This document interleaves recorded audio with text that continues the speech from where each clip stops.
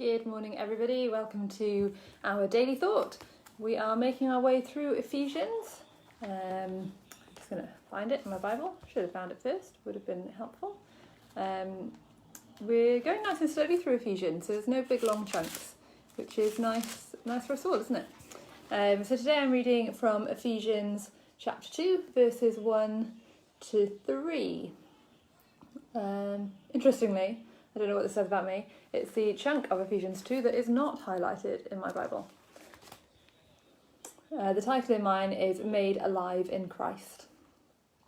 As for you, you were dead in your transgressions and sins, in which you used to live when you followed the ways of this world and of the ruler of the kingdom of the air, the Spirit who is now at work in those who are disobedient.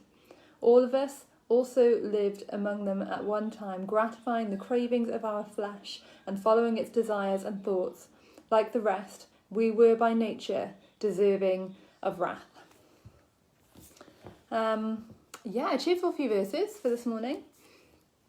I think the first thing I want to draw attention to is the fact that they mention transgressions and sins. I think we often try and use that word interchangeably, but sins are our kind of deliberate decisions to go against what we know to be right, to go against what we know to be truth, whereas a transgression is more like when we miss the mark, when we miss a step. You know, like if you're walking down the step and you miss one, and sometimes you fall flat on your face and sometimes you just stumble a little bit. That's a bit what a transgression is. It's not an intentional changing of direction. It's an accidental tumble down the stairs, which can sometimes still lead you in big consequences like a sin does. You know, if you tumble from the top step, it's going to be quite a big fall, quite painful. Transgressions have the same consequences sometimes as sins, but they're less intentional. And I guess it's interesting that they use the word dead. We maybe throw that word around a lot as Christians, that we're dead in our sin, we're dead before we meet Christ and Christ makes us alive. All of that kind of, it's very Christianese. We talk about it a lot. But I was thinking about dead people. That's cheerful, isn't it? I like to watch quite a lot of crime, investigative documentaries, dramas, things like that. Bit of a morbid, secret interest, I guess. But when people are dead, they really can't do anything. Like, can you imagine going into an actual morgue where the bodies are frozen and waiting to be buried or cremated or whatever they're going to do with them, and trying to preach Jesus to the dead people? Like, that is how impotent the human race is. You know, that is how difficult it is for Jesus to break through in human lives. That is how dead people are. You know, that's how useless and impotent and just really, you just can't do anything with a dead body, can you? You can't persuade it. It can't argue. It's just dead. And they say, don't they, is it when Lazarus is dead, they say, you can't open the tomb because it will be smelly by now because he's been dead for 3 days.